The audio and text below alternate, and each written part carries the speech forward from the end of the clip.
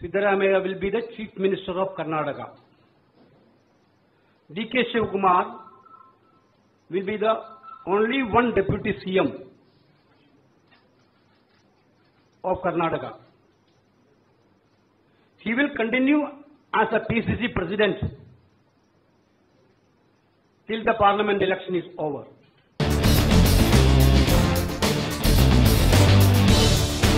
Already we are having a committee meeting committee election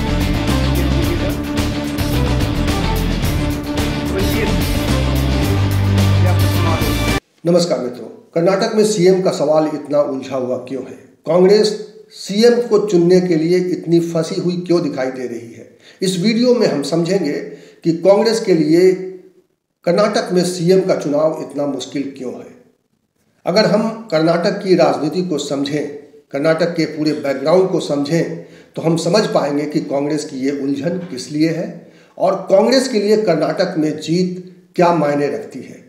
Karnataka पर हमारी और आपकी नज़र कई कारणों से है। एक तो ये कि कर्नाटक चुनाव के नतीजे से 2024 के चुनाव के नतीजों का आकलन किया जा रहा है। ये आकलन किया जा रहा है कि भारतीय जनता पार्टी अब कमज़ोर पड़ रही है और कांग्रेस अब अपनी ताकत, पुरानी ताकत को बटोरने की दिशा में आगे बढ़ रही है। दक्षिण भारत से भारतीय जनता पार्टी का सफाया हो गया है और कांग्रेस अब दक्षिण से उत्तर की तरफ बढ़ने की कोशिश में दिखाई दे रही है। इन सारे सवालों का जवाब आपको इस वीडियो में मिल सकता है, लेकिन इससे पहले कि हम इस वीडियो को आगे बढ़ाएं, मैं आपसे अनुरोध करना चाहता हूं कि अगर आपने अभी तक हमारा ये चैनल सब्सक्राइब नहीं किया है तो प्लीज़ इसे सब्सक्राइब कर लीजिए और इसका बेल आइकन ज़रूर दबा दीजिएगा ताकि जब भी कोई नया वीडियो बने तो इसकी जानकारी आपको मिल जाए।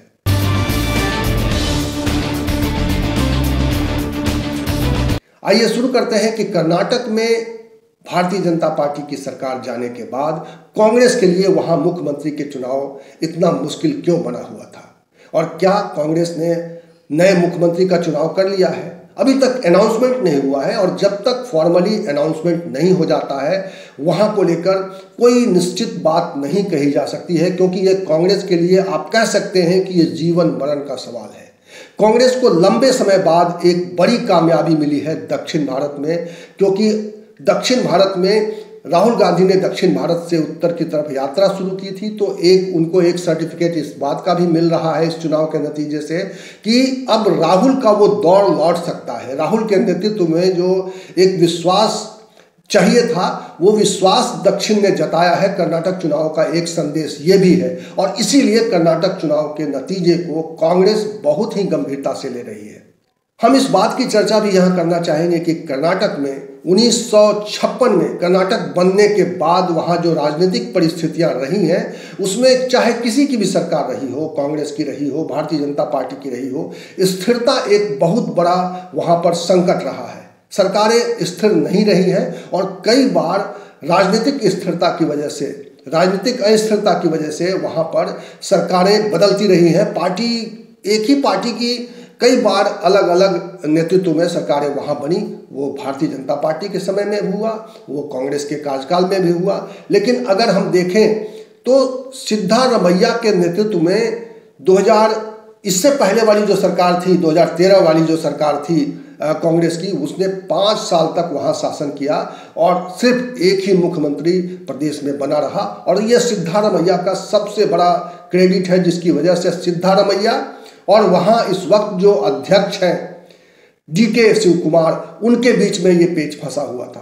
कांग्रेस कर्नाटक के मुख्यमंत्री के चुनाव में फंसी हुई क्यों थी? अगर आप इसको समझना चाहते हैं तो आपको समझना पड़ेगा कि पिछली बार क्या हुआ था। जब सिद्धारमैया के मुख्यमंत्री रहते हुए चुनाव हुए थे, उसके बावजूद कांग्रेस को 80 सीटें आई थी।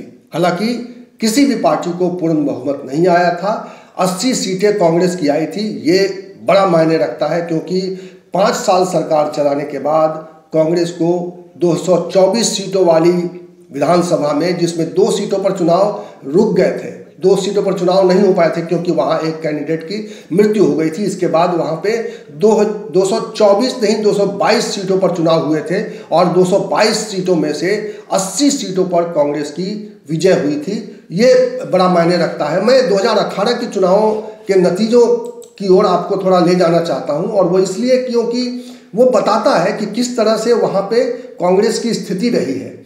वहाँ पे अगर देखा जाए तो 2018 में जो चुनाव हुए थे, जिसमें कांग्रेस को सीटें घट गई थी, 80 सीटें आई थी, लेकिन कांग्रेस के वोट प्रतिशत में भारतीय जनता पार्टी से ज़्यादा वोट प्रतिशत मिले थे। 38% वोट मिला था उसको, और 104 सीटें भारतीय जनता पार्टी को तब आई थी, लेकिन कांग्रेस को 80 और जनता दल एस को 37 सीट वहां पर मिली थी।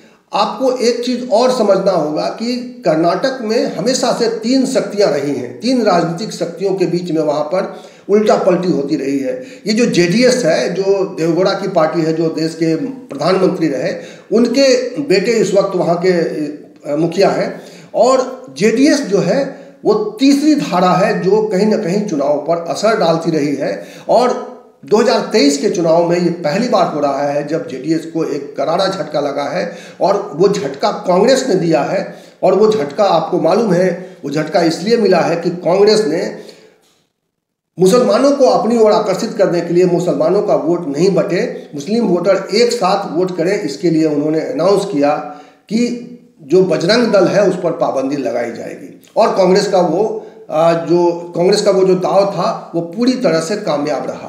तो आप समझ सकते हैं कि 2023 का जो मैंडेट है वो पूरी तरह से भारतीय जनता पार्टी और कांग्रेस के बीच विभाजित है, और इसीलिए कांग्रेस को पूर्ण बहुमत मिला है, और पूर्ण बहुमत के साथ एक मजबूत ताकत के रूप में कांग्रेस वहां उभरी है।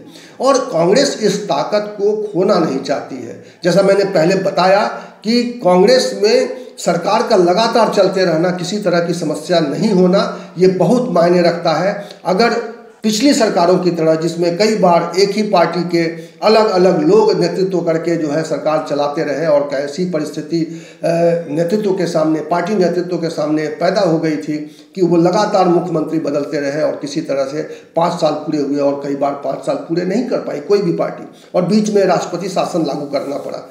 अगर आप गूगल करेंगे तो जान पाएंगे कि 1956 के बाद जब कर्नाटक में कोई भी सरकार रही हो, किसी भी पार्टी की सरकार रही हो, लगातार वहाँ पर उठापटक चलती रही है। उठापटक की कोई भी पार्टी नेतृत्व जो तय करता है मुख्यमंत्री, वो मुख्यमंत्री लंबे समय तक टिका नहीं रह पाता है। एक ऐसा रिकॉर्ड है वहाँ पर कि जिसमें आस्था व्यक्त की जाती है, उसको लेकर वहाँ पर एक विरोधाभास उभर आता है पार्टी के भीतर, और आखिरकार एक ही दल की सरकार रहते हुए कई मुख्यमंत्री बने हैं। कर्नाटक में 1956 में पहली बार एस निजलिंगप्पा की सरकार बनी, और वो 1 साल 197 दिन तक सिर्फ पद पर बने रहे। उसके बाद फिर कांग्रेस के अंदर उठापटक चली, बीडी जत्ती बने, एसके कंठी बने, फिर से वो निजलिंगप्पा को मौका मिला, वीरप्पा पाटिल बने, वीरेंद्र पाटिल बने। तो इस तरह से देखा जाए तो 5 साल की कार्यकाल में किस तरह से कांग्रेस को भी 5 मुख्यमंत्री बनाने पड़े, पहली बार की बात है ये। उसके बाद राष्ट्रपति शासन लागू हो जाता है, और राष्ट्रपति शासन में ही चुनाव होते हैं, और इस तरह से देखा जाए तो कर्नाटक में एक अस्थिरता का जो दौर रहा है। और हम बहुत पीछे नहीं जाते हैं, अगर हम 13वीं विधानसभा की बात करें, 2008 में बीएस येदियुरप्पा के नेतृत्व में वहाँ पर सरकार बनी भारतीय जनता पार्टी की, और उसमें पहली बार जब वो मुख्यमंत्री बने तो वो केवल 3 साल 67 दिन तक वहाँ पर काम कर पाए। उसके बाद वहाँ पे पार्टी के अंदर कोहराम मच गया, सदानंद गौड़ा को बनाना पड़ा। उसके बाद कुछ दिन तक जगदीश शेट्टार भी रहे, जो जगदीश शेट्टार अब कांग्रेस में आ गए हैं। तो इस तरह से देखा जाए तो 14वीं विधानसभा में सिद्धारमैया एक ऐसे नेता के रूप में उभरे हैं जिन्होंने लगातार 5 साल तक कांग्रेस को नेतृत्व दिया, कांग्रेस के मुख्यमंत्री बने रहे, और उसके बाद भी सिद्धारमैया के मुख्यमंत्री रहते हुए जो चुनाव हुए थे 2018 में, उसमें जो रिजल्ट आया, जिसकी चर्चा मैंने की कि कांग्रेस को उसके बाद भी 80 सीटें मिली, और सबसे बड़ी पार्टी के तौर पर भारतीय जनता पार्टी को 104 सीटें मिली। 2018 के चुनाव के बाद कर्नाटक में बड़ा सियासी खेल हुआ था। आपको याद होगा कि 2018 में जब चुनाव के नतीजे आए थे और भारतीय जनता पार्टी सबसे बड़ी पार्टी के तौर पर उभरी थी 104 सीटों के साथ, तब येदियुरप्पा ने अपनी सरकार बना दी, यह दावा करते हुए कि उनके पास पूर्ण समर्थन है, बाकी लोगों का समर्थन है। और लेकिन सिर्फ 6 दिन तक उनकी सरकार चल पाई। येदियुरप्पा की सरकार 6 दिनों के भीतर गिर गई और वहां पर उसके बाद HD कुमारस्वामी ने 1 साल 64 दिन तक वहां पर काम किया। और इस तरह से देखा जाए तो जनता दल सेकुलर का शासन आ गया, लेकिन इसके बाद वो सरकार भी स्थिर नहीं रह पाई और इस तरह से तोड़फोड़ करके येदियुरप्पा फिर एक बार वापस आ गए। येदियुरप्पा को फिर एक बार भारतीय जनता पार्टी ने उनमें भरोसा जताया और वो फिर एक बार 2 साल 2 दिनों के लिए मुख्यमंत्री रहे। ये 15वीं विधानसभा की कहानी है, लेकिन इसके बाद भी येदियुरप्पा लंबे समय तक वहां नहीं रह पाए। 2 साल 2 दिनों की उनकी सरकार को बदलकर बसवराज बोम्मई को हाथ में सत्ता सौंपी गई और भारतीय जनता पार्टी की सरकार रहते हुए बसवराज बोम्मई की सरकार ने वहां पर 1 साल 292 दिन तक काम किया और उनके नेतृत्व में ये जो चुनाव हुआ था उसी के नतीजे हैं और जिसकी वजह से कांग्रेस इस वक्त सत्ता में उसकी वापसी हो रही है और कांग्रेस इस सवाल को लेकर बहुत ही ज़्यादा आशंकित है और कहिए कि सावधान है कि वो नहीं चाहती है कि ऐसी कोई परिस्थिति पैदा हो।